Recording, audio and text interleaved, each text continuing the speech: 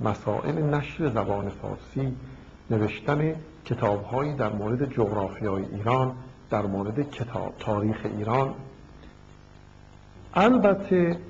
موارد دیگری هم داره، ولی در مرتبه بعد. اولویت اولش مجله آینده است و بعد هم ادبیات فارسی و جغرافیا و تاریخ ایران. به هر حال وقف دارای امتیازاتی است که موقعی است که بد نیست دیگران از روش ایشان سرمشق بگیرند و نسبت به جنبه‌های ملی، پارسی، ایران، ایرانی بودن اولا افتخار کنند و ثانیاً برای هویت فرهنگی خودشون قلبشون بتپد که در رأسش زبان فارسی است.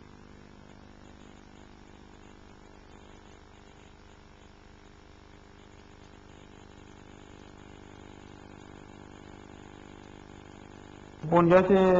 موقوفات دکتر افشار در واقع الان به یک نهاد علمی و فرهنگی تبدیل شده که قطعاً به خاطر استفاده از موضوع وقف و اینکه در قالب یک موقوفه ارائه شده میشه امیدوار بود که صدها سال و هزاران سال انشاءالله بتونه تداوم داشته باشه. حتی که در خود وقفنامه هم این پیشبینی صورت گرفته که هر ساله 20% از درآمد مازاد موقوفه کنار گذاشته بشه برای توسعه و گسترش موقوفات، باز هم طبیعتاً با اهدافی که واقف تعیین کرده. و البته در طول تاریخ هم نمونه‌های بسیاری داریم از موقوفاتی که وقتی یک اساس خیر جدی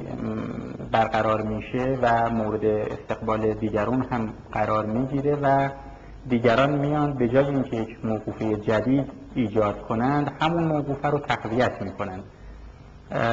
و نمونه های بسیار این رو به خصوص در مورد مساجد و مدارس داریم و این مورد هم به خاطر محکم بودن اساسش هم از طریق خودش